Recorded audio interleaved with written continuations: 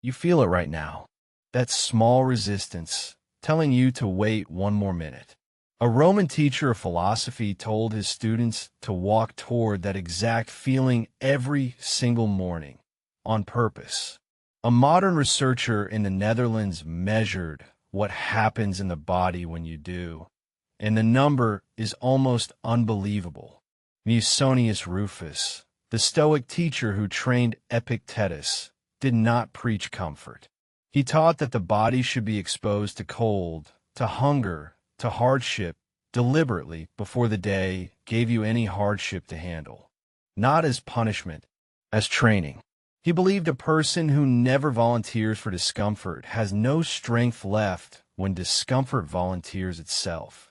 Centuries later, a Dutch athlete named Wim Hof set out to prove the same idea with a stopwatch instead of scroll. He climbed Everest in shorts. He sat in ice up to his neck for close to 2 hours. And when scientists finally studied what his method actually does to the body, the data was almost embarrassing to conventional medicine. Subjects trained in his cold exposure and breathing technique showed dopamine levels rise by roughly 250%, and their immune systems responded to a bacterial injection that normally causes fever and chills with almost none of the symptoms. The body they had trained in discomfort simply refused to panic. Here is what connects a Roman Stoic to a modern lab in the Netherlands.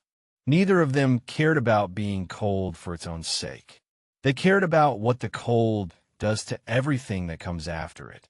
The nervous system that has already met resistance once today, on purpose at 6 in the morning, does not treat the next hard thing, the difficult conversation, the task you have been avoiding, the deadline, as an emergency. It has already been rehearsed. Notice what both of them refuse to do. They did not wait to feel like it. Musonius never wrote that discomfort becomes pleasant once you're used to it. He wrote that you train for it precisely because it never stops being hard, and the training is what matters, not the comfort. Wim Hof does not tell people the cold water feels good. He tells them it feels exactly as bad as it looks every time, and you get it anyway. That is the part most people skip when they hear about cold showers or hard mornings. They are waiting for the day the resistance disappears. It does not disappear. What changes is not the feeling, it is your relationship to the feeling. You stop treating that flinch, that small internal no, as a signal to stop, and you start treating it as the doorway you walk through first before anything else gets to decide your day for you. Motivational speaker Tony Robbins built an entire framework on a related observation. Change your physiology first, and your state of mind follows, not the other way around. Most people wait to feel confident before they act. Robbins argues the sequence runs backward. Move the body with intensity, and the mind catches up. The cold water is not a mood trick. It is a physiology trick that happens to change your mood as a side effect. So the flinch you feel right now, reading this, thinking about your own version of a cold start, that flinch is not information about whether you are ready. It never was. It is simply the oldest, cheapest signal your nervous system has for something worth doing. Think about how small the actual act is. Not a mountain climb, not 2 hours in ice. A minute, maybe 2, of water that is colder than you would choose. That is the entire cost of the experiment Musonius and Wim Hof are both asking you to run.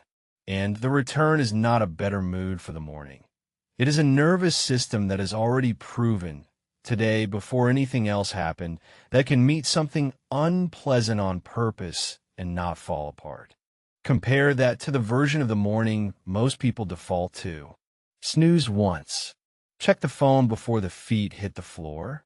Let the first decision of the day be made by whichever app opened first.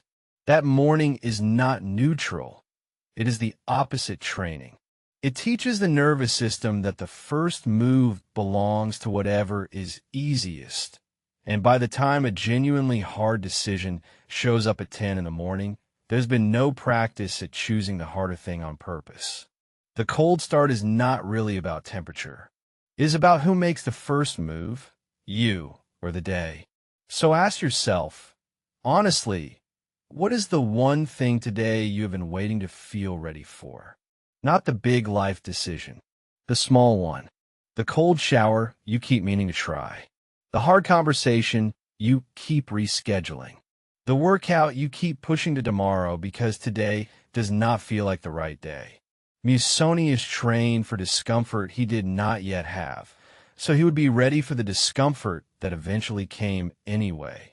Wim Hof gets in water knowing exactly how bad it will feel every single time and goes anyway. Neither of them was waiting for the flinch to go away. You do not need the flinch to disappear. You need to stop treating it as a stop sign. So change your physiology before you change your mind. I meet resistance on purpose before the day forces it on me. I do not wait for the discomfort to feel good. I do it anyway. I treat the flinch as a doorway, not a warning. I train for the hard day before the hard day arrives. I let my body lead, and I trust my mind to follow. A Stoic with no stopwatch and a modern athlete with a dopamine chart arrive at the same doorway, 3 centuries apart. Because the body that meets resistance on purpose never panics when resistance meets it first. If that gave you something to carry into this first hour, stay with this channel, where every morning starts before the world wakes up.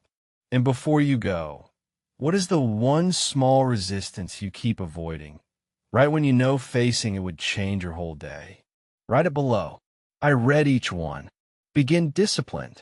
End reflective. Now rise.